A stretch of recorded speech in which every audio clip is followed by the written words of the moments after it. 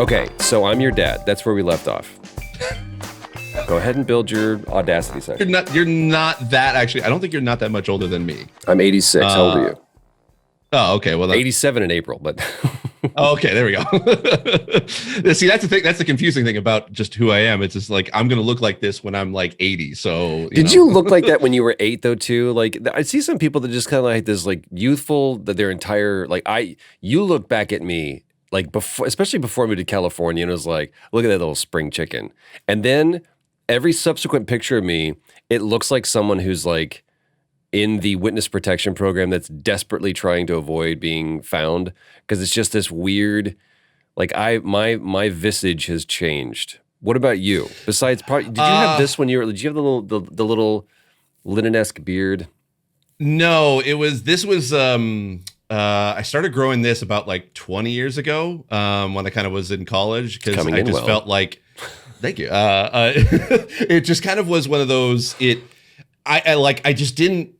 I looked like I was like perpetually like 18, and I wasn't, and I was the older kid the older dude in college, where I was like in my late 20s when all the people that were in my dorm room were essentially like in their like 17, 18. So I was like, okay, well, I need something to kind of at least make me look my proper age. So why? Yeah, what walk me through that. Why was there such a discrepancy in age when you were in college? Where'd you go to school?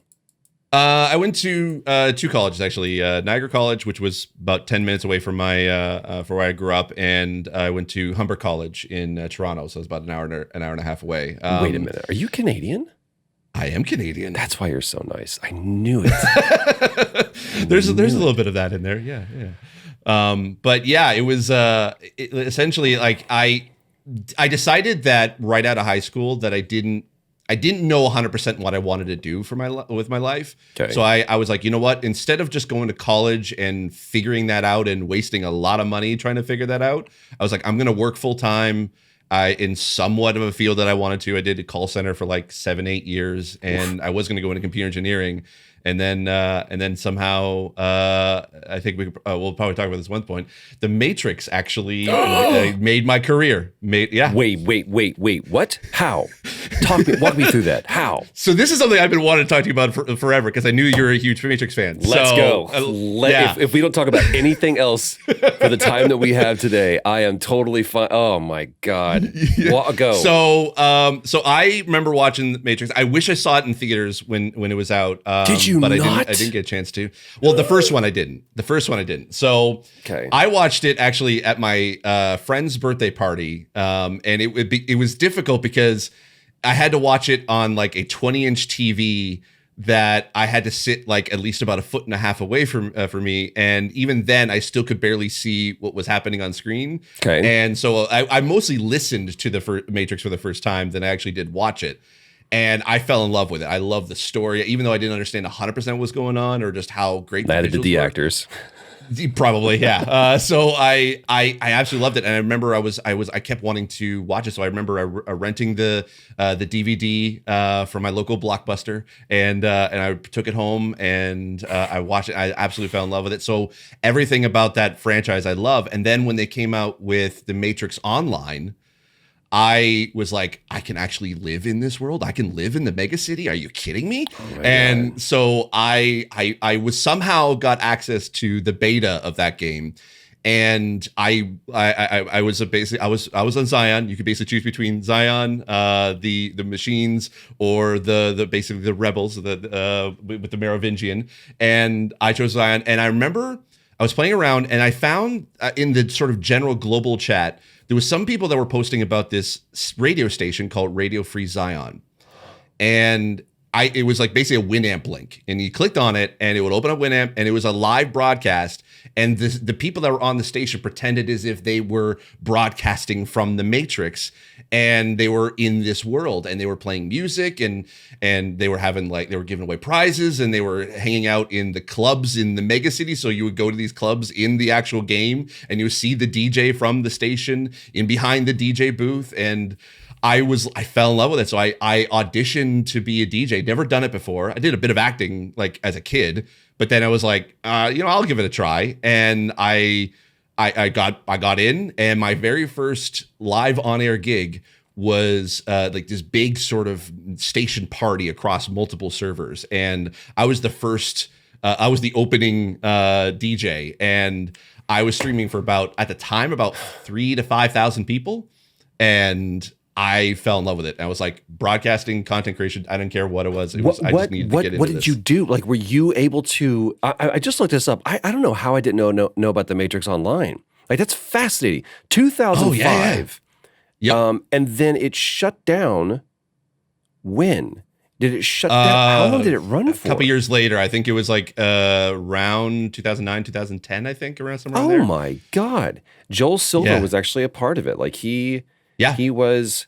Oh my God! And the Wachowskis helped to write it. It was a continuation after the third movie. So the way the story started up was the machines had held Neo's body, and Morpheus wanted it back, and Zion didn't want to sort of like ruin the truce that the machines and the humans had. So they kind of labeled Morpheus as a terrorist, and Morpheus was trying to be able to do anything he could to disrupt the machines to try to be able to demand to get Neo's body back. That was how they started the whole Matrix Online story. Oh my God! Yep. Dude, most people look at it as like, yeah, it's a kung fu movie. I'm like, no, it really is not. It has nothing to do with that. It has nothing to do with badass gun battles or slow-mo or any of those things. It has everything to do. It is such an allegory for, I'm sure we'll talk about this as well, about the institution of religion, about paradigms of heroes and villains, good versus evil. I mean, it is as Campbellian as it is, and to find out from the Wachowskis that it really was allegory for their personal struggle of being trans.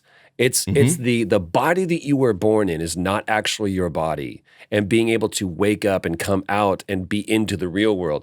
I was like, how do people not know more about this movie? I am so curious to see now that they could have left it alone.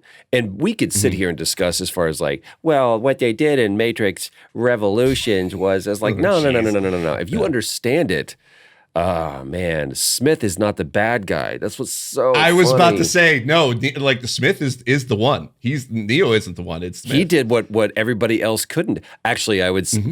So there's two theories. I would say that Neo was A1. Yeah, I'll give you that. Yeah. And the kid from the mate. Are you enjoying this, everybody? We hope you are. The kid from, if you watch the Animatrix, the one who transubstantiated himself, as they put it in their vernacular, which is great. That's a term stolen from, not stolen, but appropriated from Catholicism. Transubstantiation is the belief that the elements of communion, the bread and the wine, literally become, when they are ingested, become flesh and blood, the actual flesh and blood of Christ. So the transubstantiation, and they use that term in the Animatrix, he woke himself up. The kid woke himself up. So he didn't need Trinity or Morpheus or anybody to come to him and give him the bug and do all of that stuff. They didn't need any of that. Or there was no red pill, blue pill. He just woke himself up.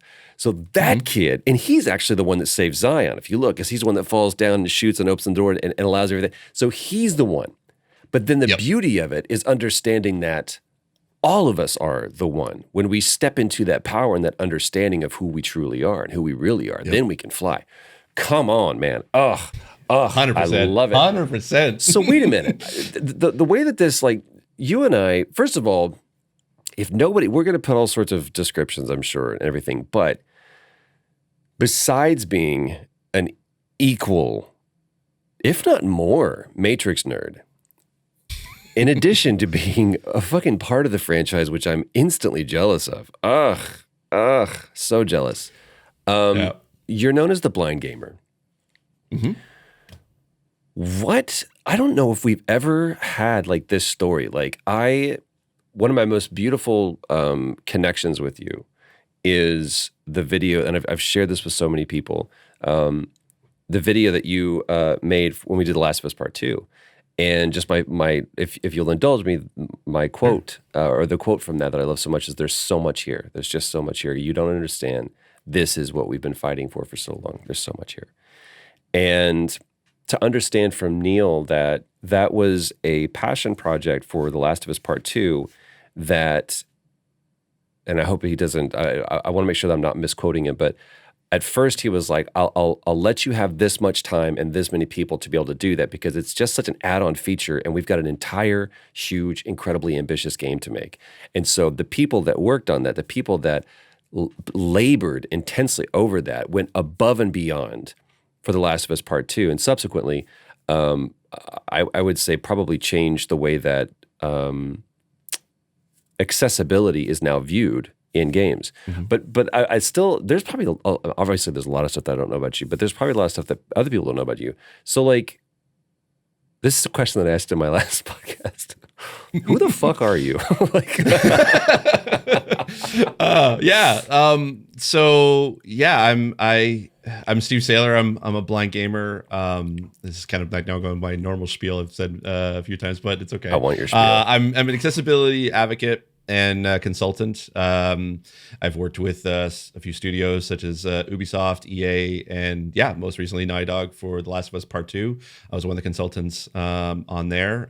There's about 7 or 8 of us that helped work on that. So I've been kind of known as the sort of blind gamer because I am legally blind as sort of the government sort of terms. But basically kind of what that means is that I grew up, actually I was born with albinism.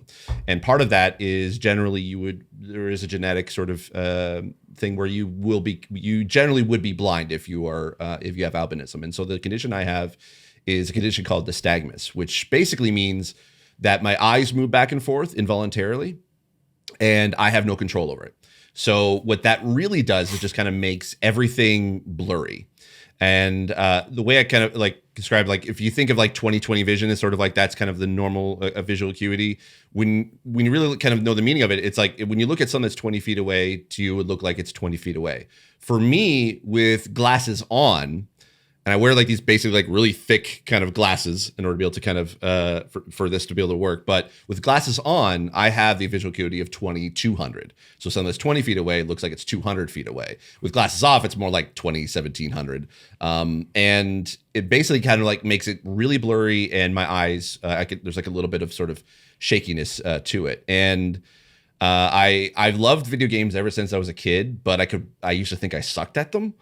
And then I actually was more of a casual gamer at best. I just sort of thought like, there's some games that just like I can't play, and I just sucked at them. And I didn't even think like it was my eyes or that it was the disability that was getting in the way. It just felt like, you know what, I suck at video games.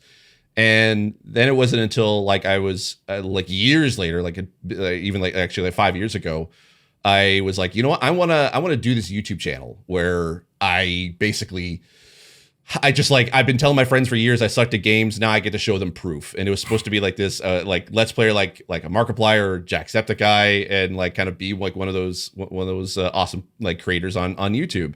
And the niche would be that I was blind, and I sort of laugh at myself at sort of the things that I can't do in games, and that was that. And then when the accessibility kind of thing came in, when I was actually I was invited to speak or be on a panel for a UX summit that Ubisoft was running in Toronto. And there was studios from all around the world, people coming to Toronto to learn from each other. And they dedicated a whole day to accessibility. I don't even think I even really kind of understood that term accessibility until then. And then I was on the panel. It was literally on stage. I was sitting actually beside Bryce Johnson, who's from Microsoft. He was the one who kind of co-invented the adaptive controller for Xbox. And then Alex Nianiki at Naughty Dog.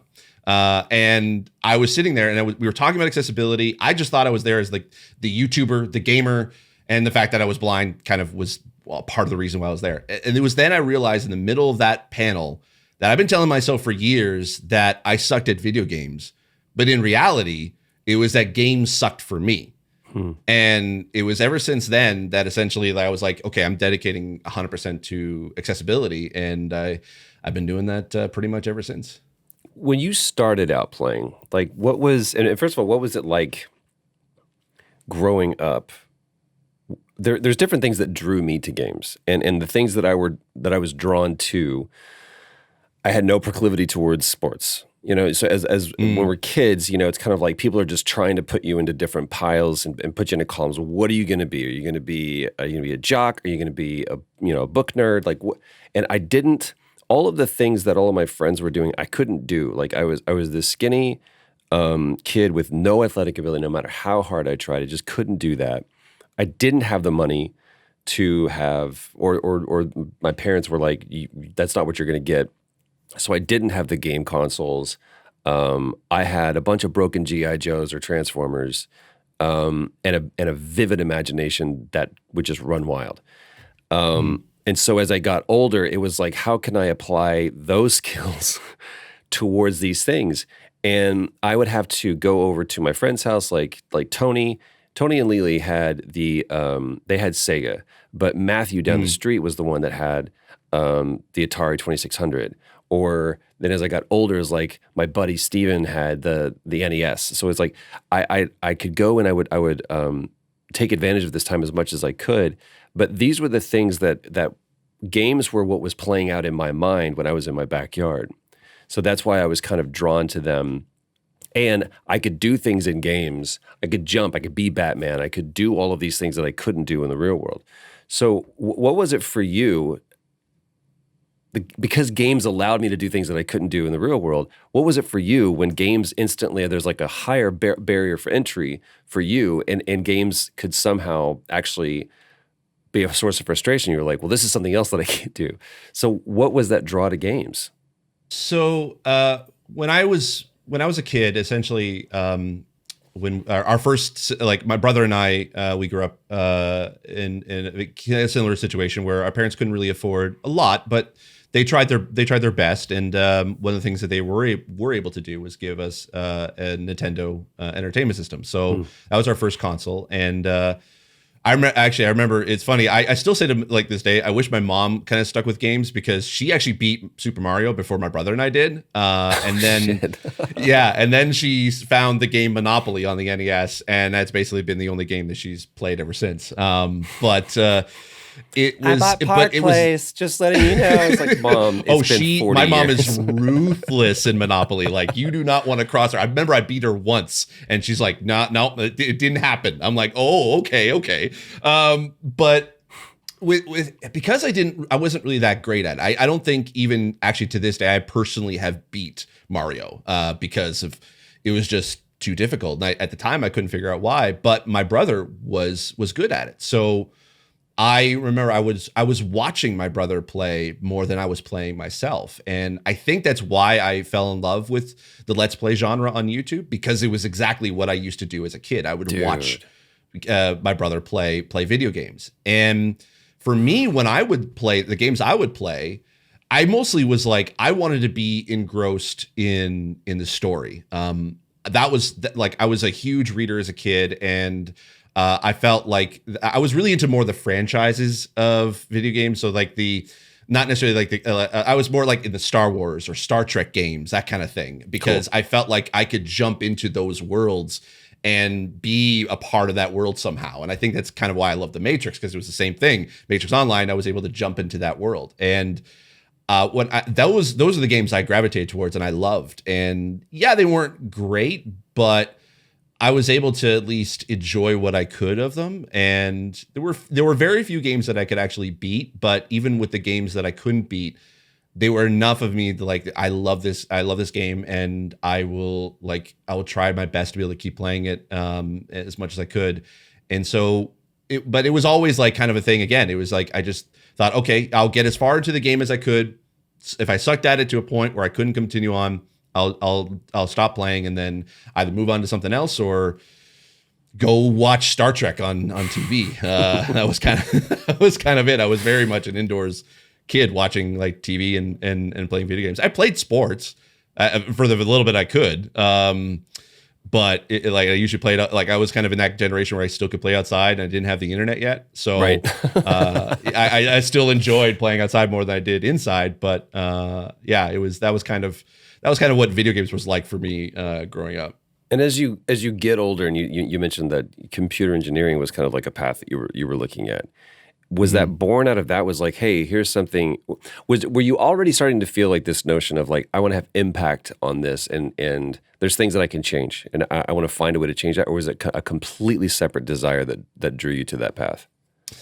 I was always kind of interested in tech to a certain degree. I loved like new technology. I think that kind of stemmed from just again my love of Star Trek because it was like, oh man, You want to build a live holodeck, there where didn't we you? can get like yeah exactly, or like have these like little pads that I could basically have all the world's knowledge like just in my hand kind of thing. And so computers was always something I was interested in. And I remember I got my our family computer was like a Windows 3.1 machine. Bring it. And for my, I can't remember if we got this for as a Christmas gift or it was just a gift from our grandparents, but we got this one game that was it was called Buzz Aldrin's Race to Space. Yeah, dude. And so it was like, but it was like 14 floppy disks. And this is what kind of really like made me fall in love with the technology, because I was like, I need to figure out a way to install this game on the computer that I had, because it did not have enough storage space to be able to install it.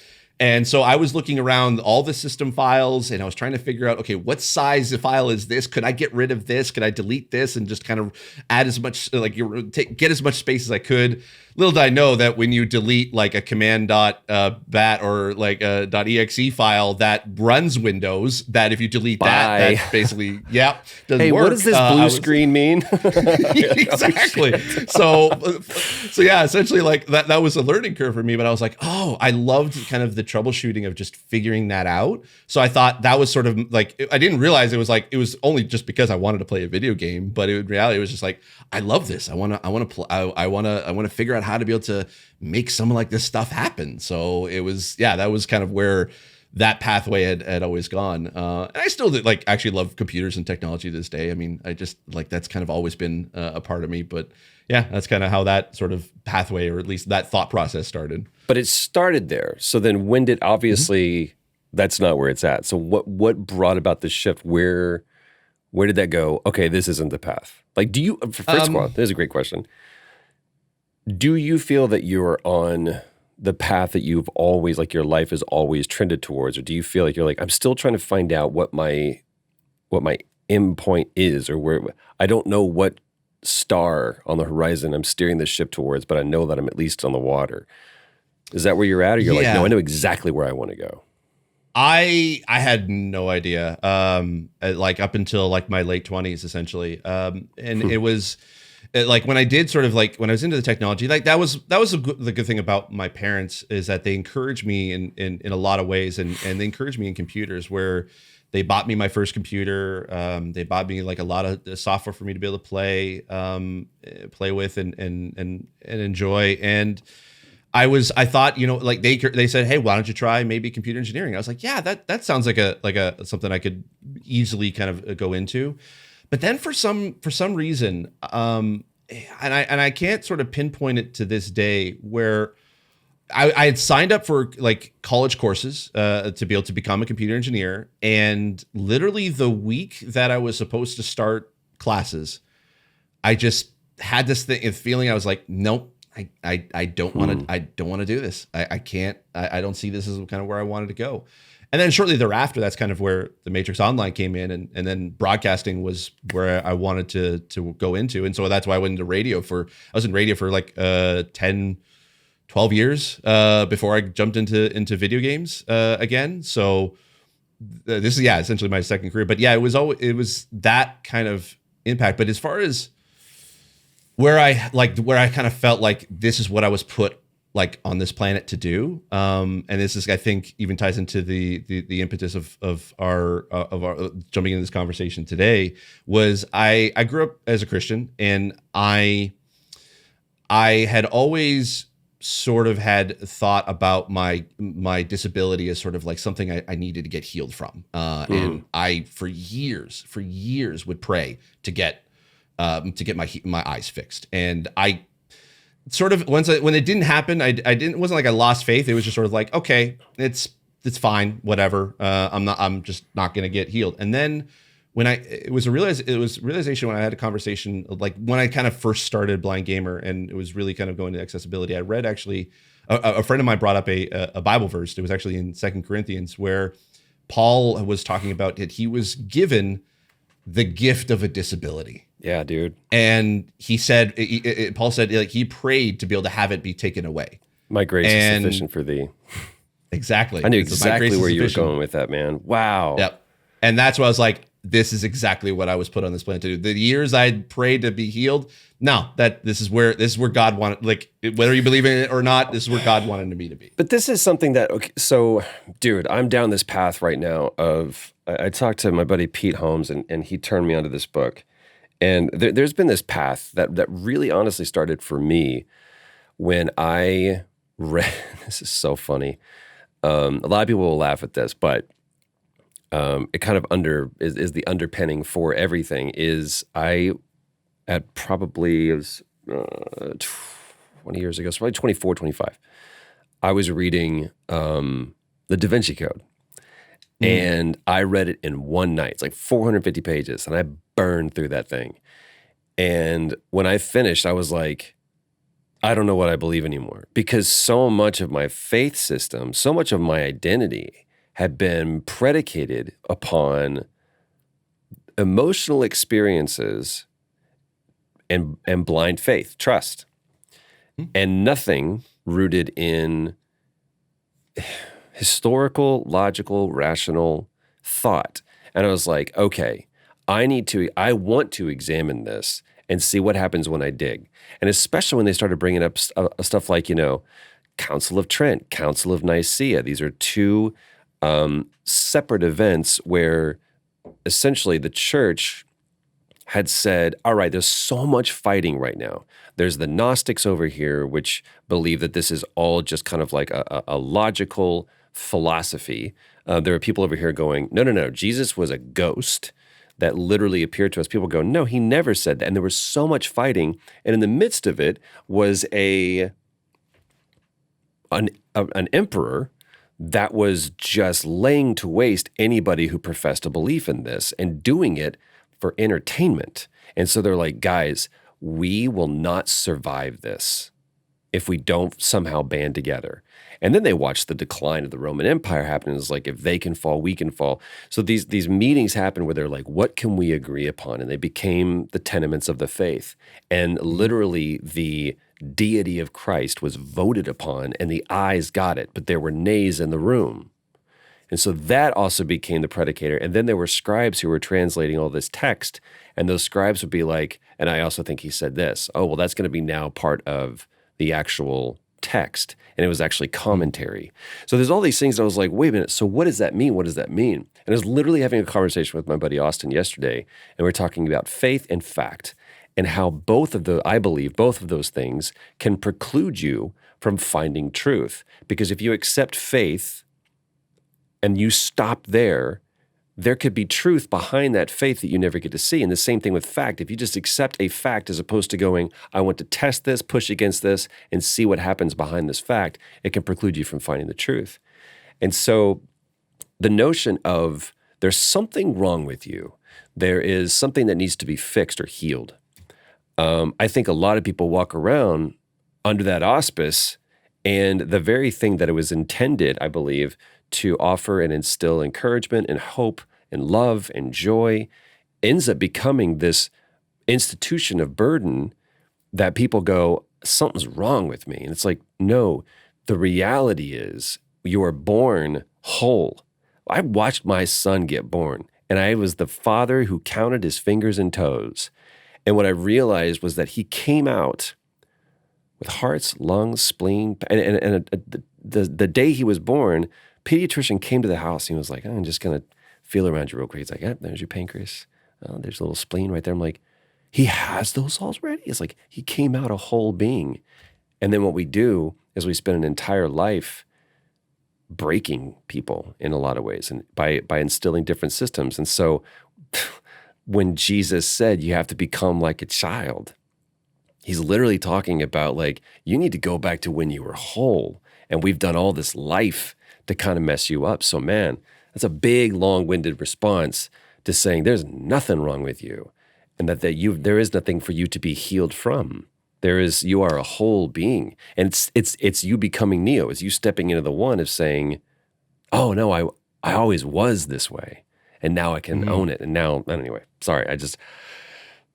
No, I get it. I totally get it too. And it took me a long time to be able to accept it. Cause I mean, I was born with this, like basically being blind as far as I've been told. I mean, I don't know. I don't remember that back then, but I do remember my parents saying that essentially I had to start wearing glasses when I was about 3 years old. And so it was something that I, like growing up, I kind of tried to rebel against to a certain degree, where there'll be times I didn't want to wear my glasses. And I was trying to sort of pretend like it wasn't there, and I felt embarrassed anytime I sort of would have to say, hey, I can't see this or whichever. And I was teased, of course, as a kid for stuff like that. And it was something that I just was trying to, like, there has to be something to be able to kind of like get rid of this so I can feel, in a way at the time when I thought of it, is feel normal. And when I got older and I sort of started to realize that this is something that can't be easily fixed, even with the technology. I think maybe even that was sort of the small little kind of subconscious thing of like, yeah, it was just like, oh man, Geordie LaForge was like, that was like my hero. I was like, okay, if he can be the chief engineer of a starship, like the biggest ship in the fleet, and he was blind, I'm like, then that means anything is possible. And that kind of was what helped me sort of become okay with my lack of vision. And even to a degree as well, you kind of we're talking about sort of belief and faith and all that. I still like fully believe that yes, God can heal people, but I think for what he was saving for me was this moment, this even to this conversation, this time in my life where people are starting to kind of understand about accessibility and sort of hope sort of change people's minds about accessibility and even in the on video games or just in general, and getting to show the world kind of who I am and who I'm supposed to be, like Christ-like. I fully believe that is something that he was like, no, I'm saving this for you in your late 30s to basically get to show the world like who I made you to be. Do you think that was a process, or do you think that, like, did you have like the Jacob wrestling with the angel, or another reference would be Lieutenant Dan in Forrest Gump, where he's up on, that's when he came to peace with God. Was there a singular moment you can think of, or was it just kind of like, was it over years and over a process?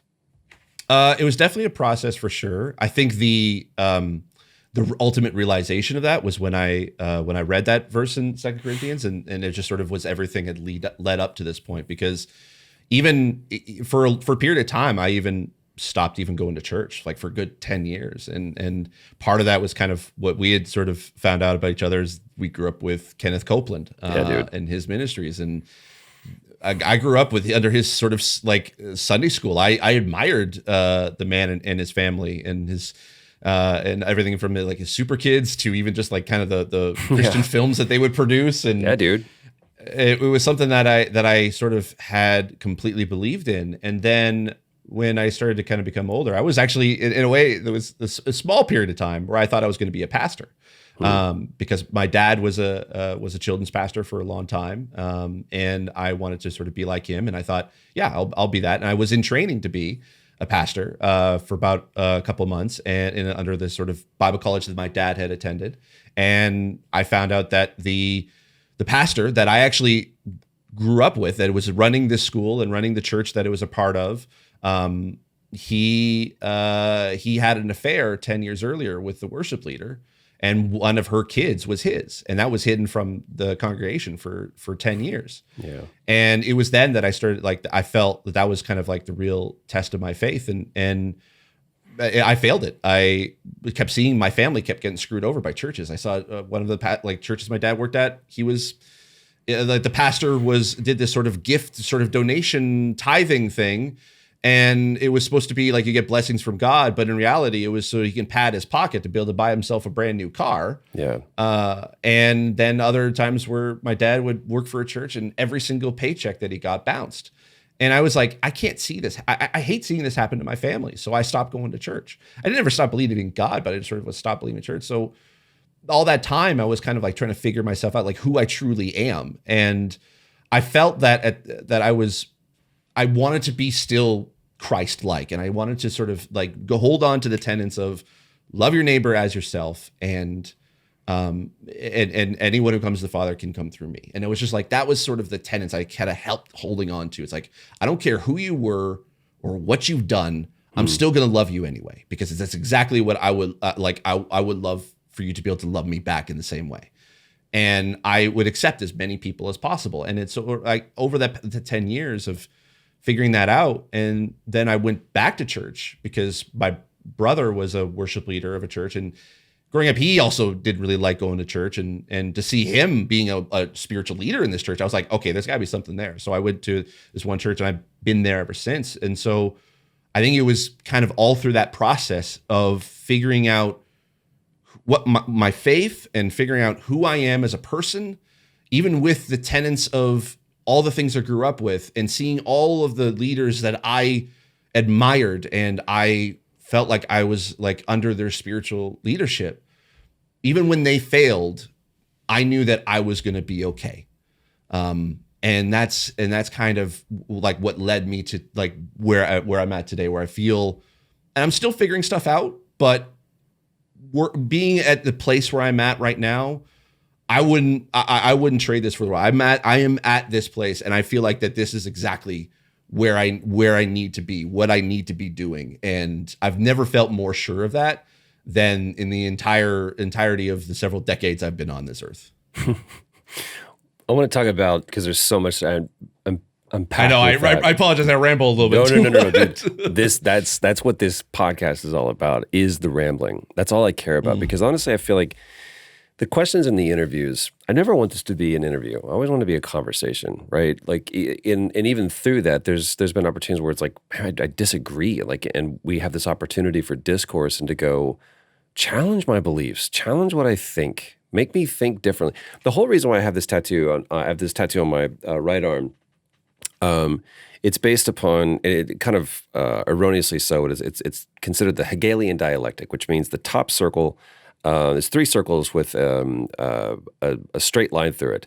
And the top circle, which is a smaller circle, represents thesis, my perspective. The bottom circle represents antithesis, which could be represented by your perspective.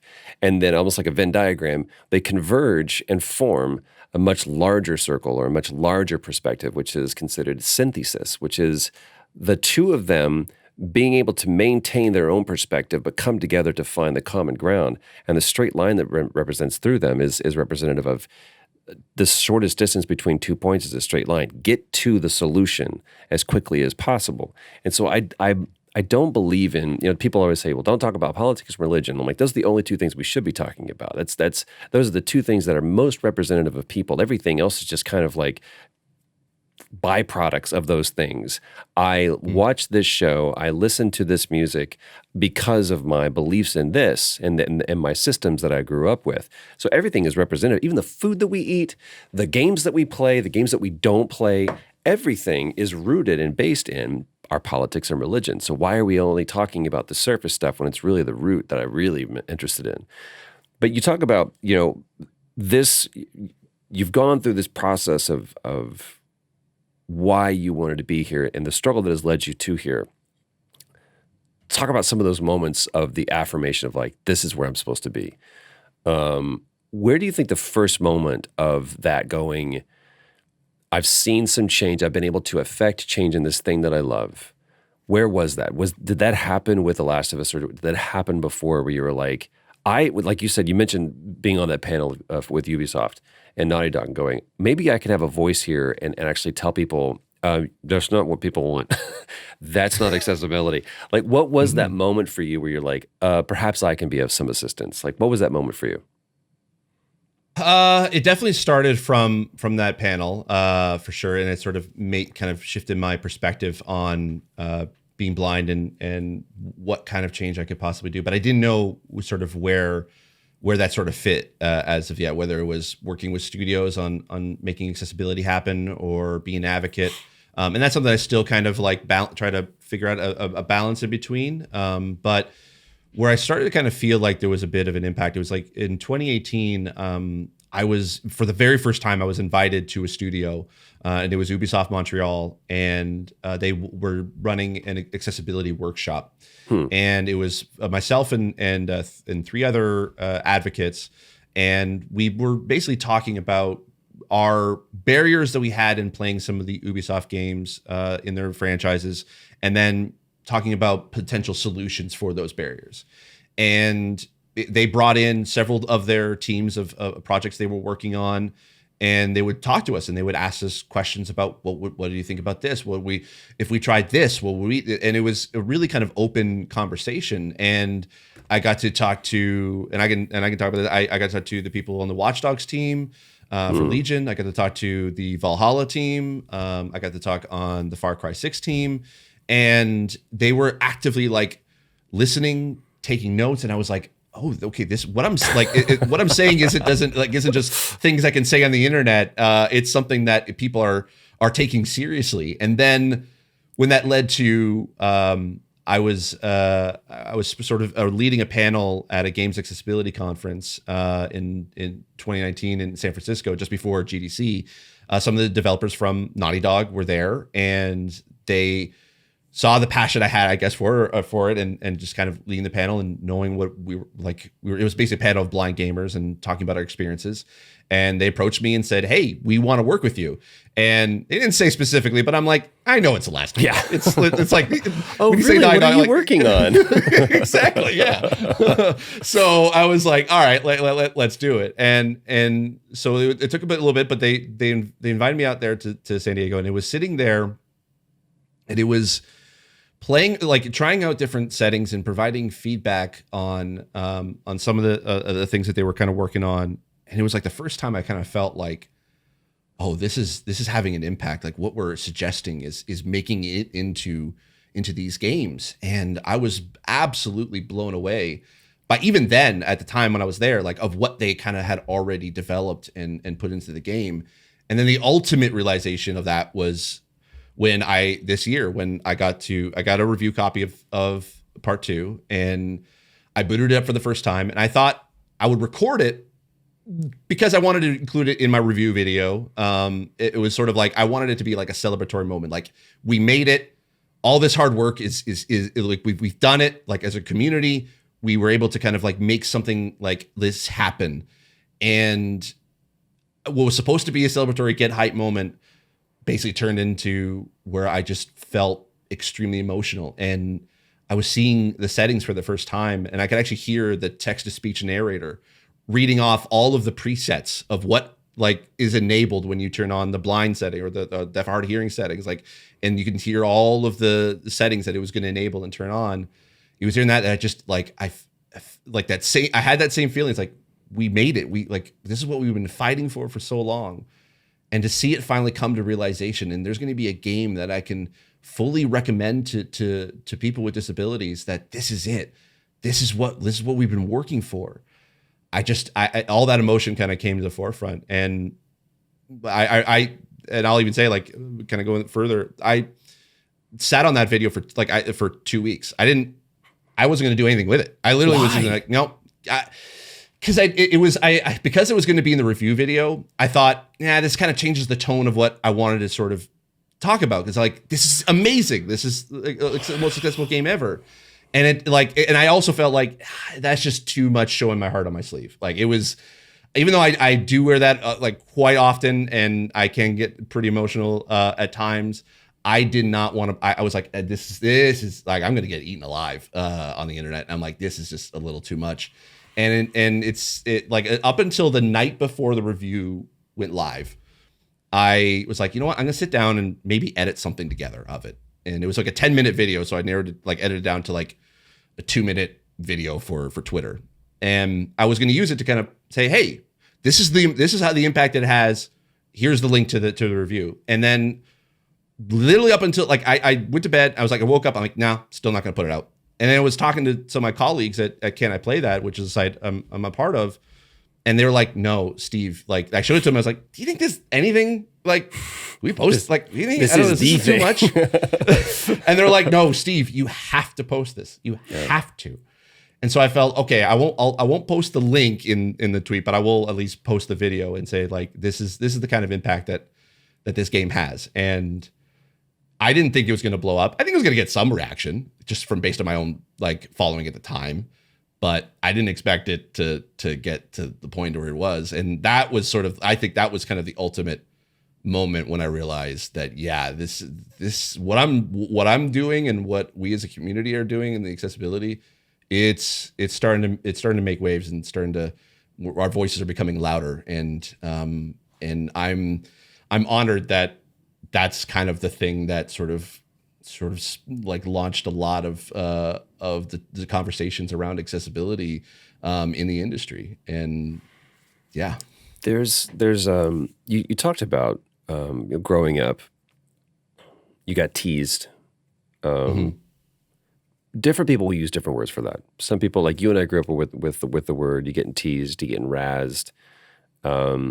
Today, that term would be you're bullied. Growing up that way, and then you just said I was afraid I'd be eaten alive on the internet. Mm-hmm. Do you feel like that the childhood that you had, because the childhood that I had, you would think, you got to be tough on these kids so that when they grow up, they understand how to take their licks. And what I realized is that the ridicule that I received as a kid did not teach me how to take a punch. It just taught me that I did take a punch. That's it. I didn't learn how to, or even worse, what it taught me was how to fight back. And now I had two bad habits that I needed to break. Number one was putting myself in a position where people could make fun of me. Number two, how I would punch back, as opposed to literally what you're talking about, Christ-like. It's like, well, here's this cheek, you missed that one. So I had to learn that much older, and I'm still in the process of learning what that looks like for me. But for you, did you think that you're like, man, I got made fun of, or people, gave me shit my whole life, especially when I was a kid, that internet comments and YouTube comments and Twitter comments and comments and comments and comments, do they still hold as much of a currency with you now as they did when you were a kid? Yeah, I think that's something that I don't think I've kind of ever really gotten used to a lot, at least to this degree. And I understand, like, and a lot of times whenever I get sort of like negative comments or kind of, the ones that at least can be sort of are like have at least some sort of opening for a conversation, is that I generally try to educate, because a lot of times people kind of make fun of me, and even with the whole video, is that it was besides kind of like the too much emotion or the other sort of like negative derogatory like names around that, I was like, that hurts, but I'm like, I can ignore that, and I could be like, okay, that's that part of the internet that I'm like, I'll just sort of stay away from. But it was when the ones that are like that kind of call me out for either my, like, I'm not really blind, or because I get that all the time of what people sort of, people try to say like I'm being deceitful, or I'm using blind gamer as a marketing gimmick a lot of times, because they see me like making videos and play, like, how can a blind person play video games?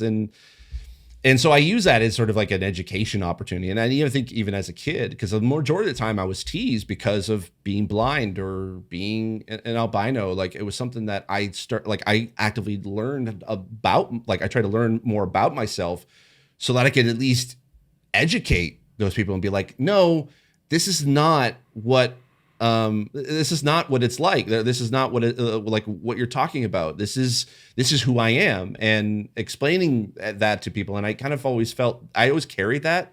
So even to this day, it's like, I'll always find like, if I can comment on, like, and respond to a comment and say, no, this is kind of this is what my vision's like. This is what I do. This is how I'm able to play games. If you have any questions, please feel free to ask. So I will always try to educate, because 9 times out of 10, they'll ignore it or delete the comment and move on. But that one person, can basically be like, you know what? That changed my whole perspective. I'm sorry I said something. I will always do that for that one person out of 10. Then ignoring all 10 as what you're kind of told to do is sort of ignore the trolls. And there's times that it still gets to me. There are times that comments are just like, I can be extremely mean. I think probably the meanest comment I ever got didn't even have to do with my blindness. It was sort of like, you look like Hitler's wet dream. And I was like, excuse me? And I'm stupid joke. Yeah. And I was that like, person, okay. by the way, that person thought of that and couldn't wait. They're like, oh, this is the most clever. And it probably is, by the way, the most clever thing that they've ever come up with. I don't believe in the block button. I don't believe that it's like someone saying, I'm going to get strong by not going to the gym. It's like these people come into my path for me to learn how to spar and learn how to, I have to be able to move better. And if I avoid that, I keep thinking about, do you ever see, what was that movie? The Pixar movie with the little robot. Wall-E? Wall-E. That's it. Yeah. How people are in the future, they're on this ship and they've been in 0G and they haven't had to move and they've atrophied and their bones have actually gotten smaller.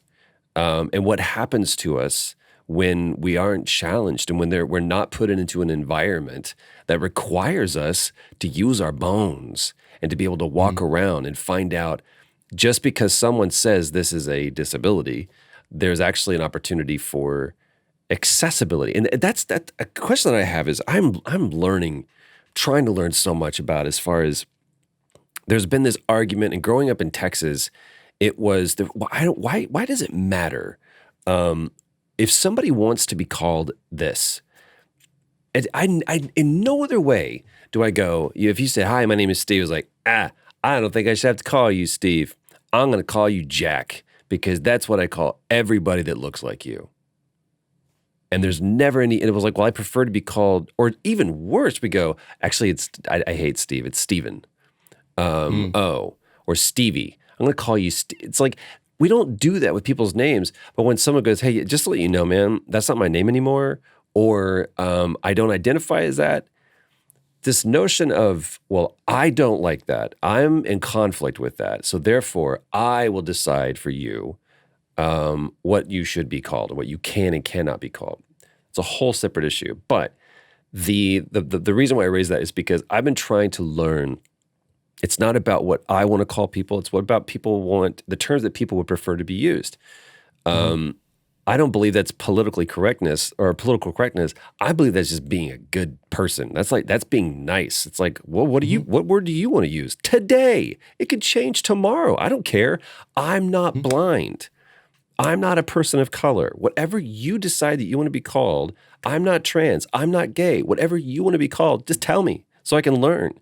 So, is there a difference, and is there a preferred nomenclature for someone who is, because I've started saying differently abled, because to say all you are, even though you've embraced this thing, like the blind gamer Steve is like, yeah, but there's so much other stuff. Where you talked about the Matrix with him, like that. Why is it not the Matrix guru Steve? You know, there's a quick thing that people. It's like there's so many different things that people could. I don't want people to identify me just as an actor. It's like, dude, there's a person there.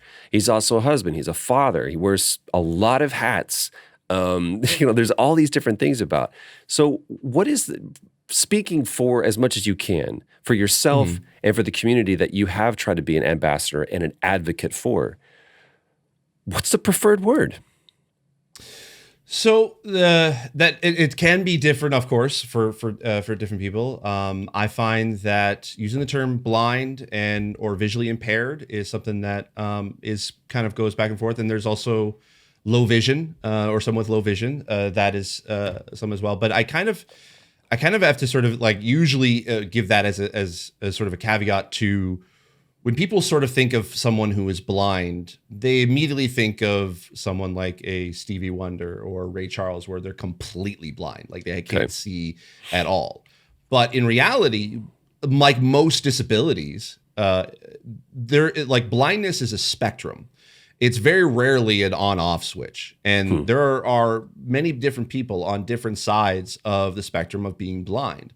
I say that I'm blind because in reality, there are several things that I can't do. And you can call that legally blind if you want to sort of even get even more technical. Sure. But in reality, that's just like legally blind to me is like, that's just sort of what the government has said. The DMV has said. Exactly. That I've sort of like, okay, I fall in that category. But I've always say that I am blind, even though, and this is something that gets discussed and sort of debated even in the blind community of sort of like, well, you're not as blind as me, or you're like, I consider myself sightless instead of like sort of just to kind of give that distinction. And for me, I use blind as a way to like, yes, I can't, there are certain things I can't see. So in that sense, I do consider myself blind.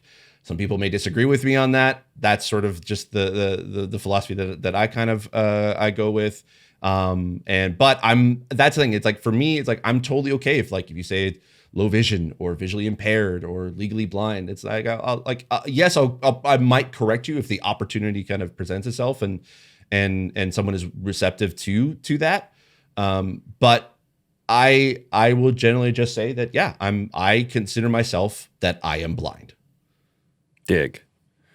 Going back to the moment with The Last of Us. Mm-hmm. I just finished watching Boardwalk Empire. I don't know if you ever watched it. It's a great show. My entire view of Steve Buscemi as an actor just changed. I was like, God, man, so good. And when we finished the show, Pam is such a big fan of the movie Armageddon. And so I was like, that's the dude that was strapped to the frog. I was like, just to let you know, Steve Buscemi, that's the guy that put on lipstick at the end of Billy Madison. Like that's who that person is. But he says, and I don't necessarily believe that wanting more is greed, but he's intonating in this one scene. He goes, I remember the first day that I worked for this and somebody gave me a nickel. And in that moment, I thought how beautiful the world was. And then I wanted a dime. And after that, I wanted a quarter. So I believe that there's just like there's varying degrees of being sighted, I believe that there's varying degrees of ambition that can lead from like a propulsion to a better activity to this has now become an obsession to now it's just fully greed and you forget why you did this in the very beginning. But when you have that moment of there's so much here, did it propel you to be like, now what? Now what can we do? Or was it more just take a victory lap? Or did you want to be done with the race, or did you want to continue with the race? And if so, what does the rest of the race look like? I think, for the moment, it definitely was a sort of a victory lap, but in reality, knowing that the race is still not over. It's just a part of it is. And one of the things that I have like also as well, other people in the accessibility community, we've been just trying for years to basically make accessibility known within studios. And because a lot of times developers just don't think about accessibility because they're not exposed to it. So a lot of times we as advocates have been trying for just trying to talk to studios and be like, hey, this like disabled people want to play video games too. And we want to help to be able to make that possible. Is there something that we can be able to do? And when we have studios that listen, you start to kind of see patterns and improvements being made in franchises that didn't have it. Kind of use example, the Assassin's Creed series. The very first game in the Assassin's Creed didn't even have subtitles. That's just, no, it didn't have it. It wasn't until Assassin's Creed 2 that it had subtitles.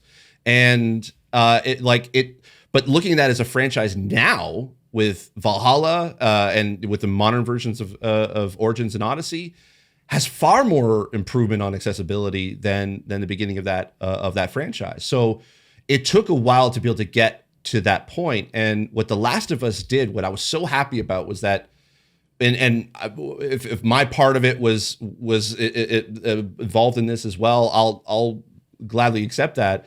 And I'm honored by it, was that people now have heard about accessibility, and they've heard this perspective of disabled players want to be able to play these games. And this is it adds a human element to accessibility that before was mostly about just adding settings and options in games, where now it's a human aspect to it.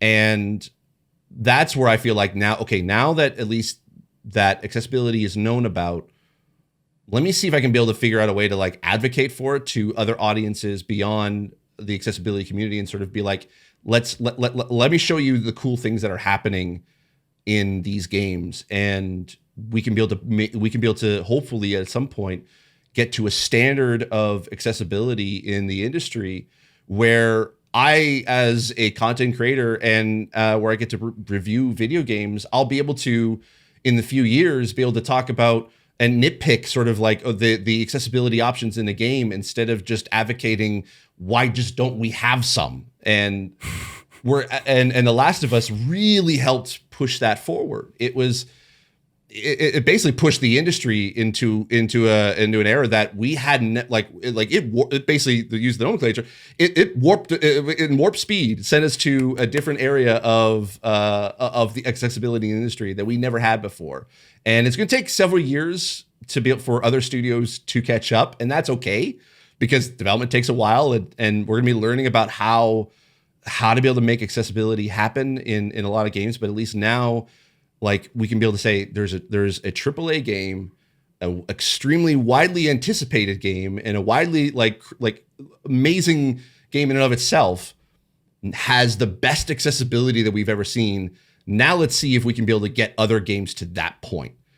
And when we can get to that point, then we'll find the next hurdle and the next barrier that we could be able to kind of sort of move, get across, and the obstacle to get around. And that's I feel like, yes, in a way, the amazing victory lap of this year for accessibility, but we ain't finished yet by a long shot.